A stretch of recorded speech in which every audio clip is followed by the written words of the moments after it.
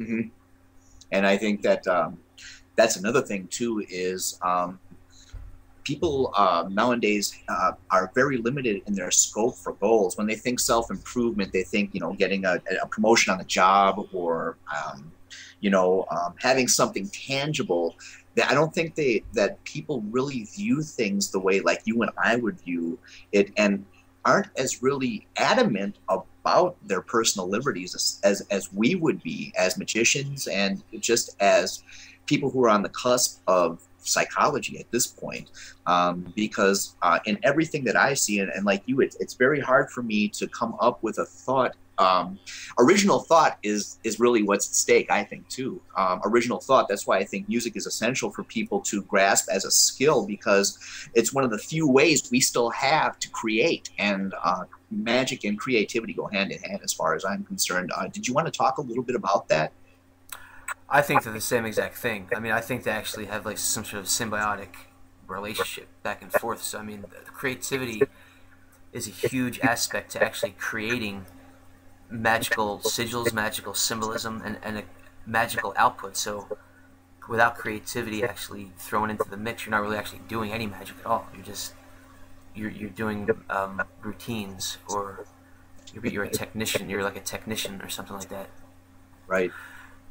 I think creativity is essentially the regressive process of getting creative output or product material from yourself or from your mind, and putting it back into your mind and letting it stew and getting it back out is the alchemical process that a lot of the psychologists that talk about alchemy, like Jung and these guys, that's what they're talking about. Essentially, learning how to deal with creative material, learning how to regress it, learning how to put it back into your mind, and learning how to vary it until you're getting the right thing out of it that you want, until you're getting the most bang for your buck, until it stimulates you the way it's supposed to stimulate you. Right.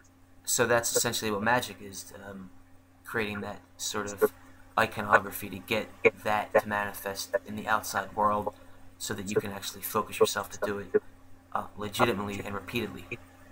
hmm Yeah, but I couldn't agree more. I guess I also want to address the current situation that you live with every day in New York, man, with the Wall Street situation, and trying to get home. I see the issues that you're facing with that situation.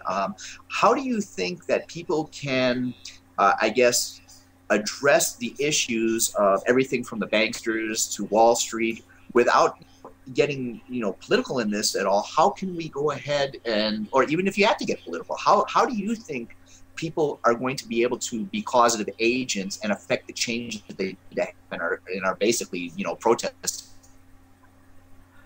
I think people need to figure out what war they're involved in as far as protesting. Figure out what exactly who's at fault for exactly what it is that they're trying to blame somebody for.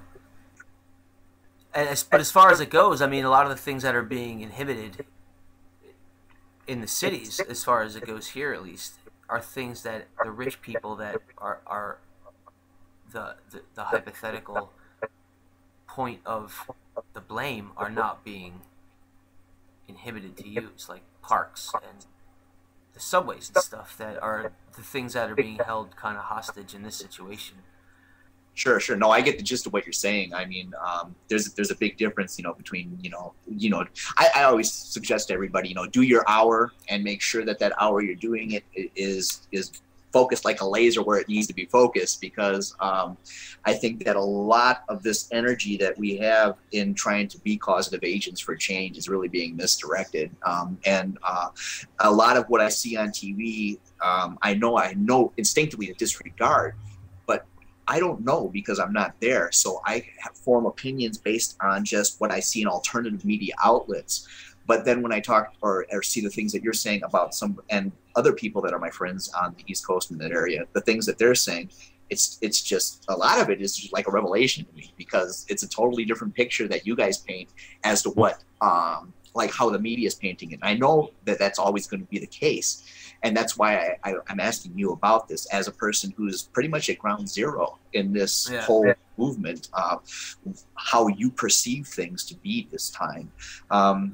Yeah, and I think it's good that we're not mentioning names because we all know what happens if you say certain words, and we don't need any kind of heat from that end. I guess that being the case, though, how can what should we be doing then once we are identified with that and we take it to those people?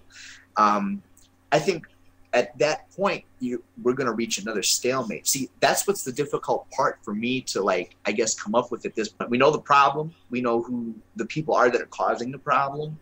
I think that people are just at a loss for how to direct their energy and how to actually to take care of this.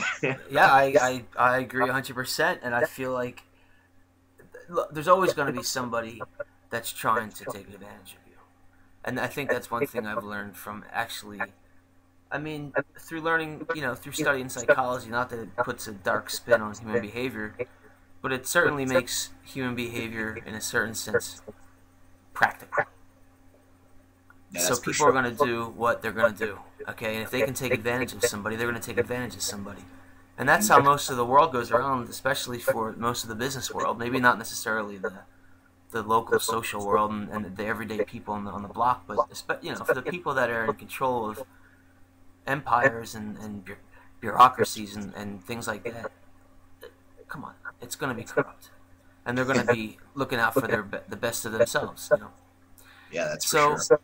There's no reason to think otherwise. I don't think that anything is ever going to change in that direction. So I mean, I just think to myself, I'm going to have to navigate through this one way or another. I can either blame them and hopefully that they change themselves and they see my plight, which I'm sure isn't going to happen. Or I can change myself and try to get the most bang out of my buck for the life that I have and try to move forward knowing that these people are going to be greedy and they're not going to change. Mm-hmm. So that's essentially how I look at that and deal with it. Yeah, I mean, it's my personal opinion that the whole Occupy movement, as much momentum as it did have at one point, I think it's just going to become old news. I think it's going to eventually just fizzle out. You're going to have your few diehard people that are, diehard to the core, and they're going to be sticking it out. But ultimately, I think that unless,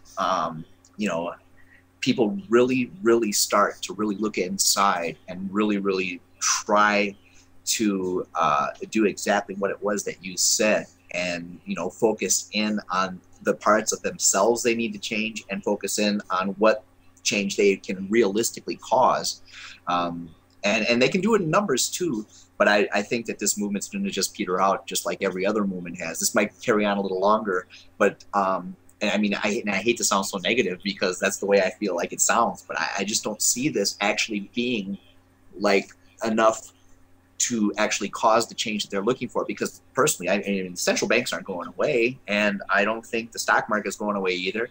I think we might see an economic crash. I mean, but they'll just come up with a new fiat currency, and that's just going to pretty much be the system until these people either, I don't know.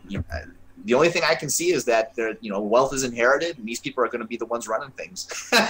I mean, that's how it's going to go. And the next step is electronics. So I mean, the way I look at it is, I'm happy with the paper fiat because at least it's paper I have. It's better than electronic fiat where there's no paper.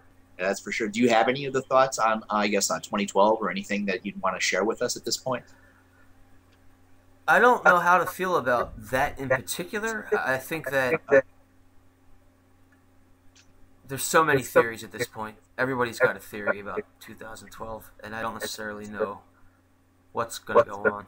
I know there's going to be a lot of hype around it. It's going to be, I think, kind of like, it's going to be on a Friday, I think, so.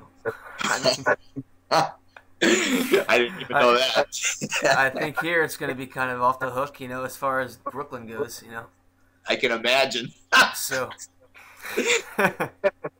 Oh, wow. Well, I guess that's about all we can pretty much say about it at this point. It's, for me, I mean, I look at it as just pure speculation.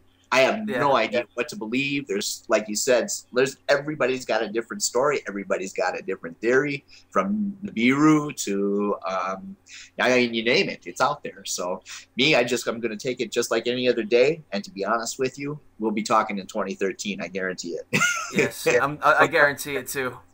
Okay. Well, it's been great talking to you, Daniel. And Yes. I wanted to make sure that you have an opportunity to tell people how they can go about getting the book that talks about your system and the tarot system, the tarot cards themselves, if you've been able to produce those in addition to the book that you just recently published.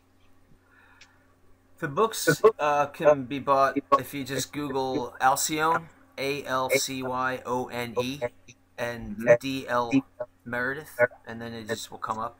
And they're on Lulu, and you can just order them. And the cards, you can get my email address from that site and email me.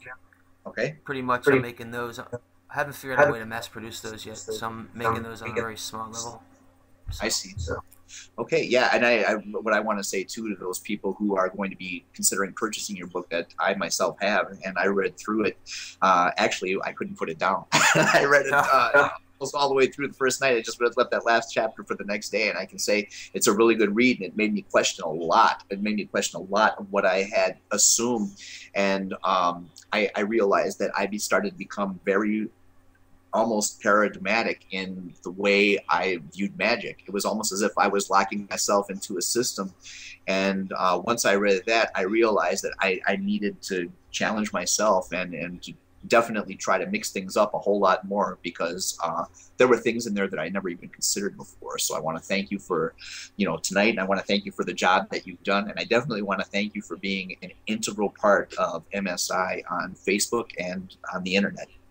Thank you, Ron. It's been a pleasure. Okay, Daniel. And with that, the interview's over.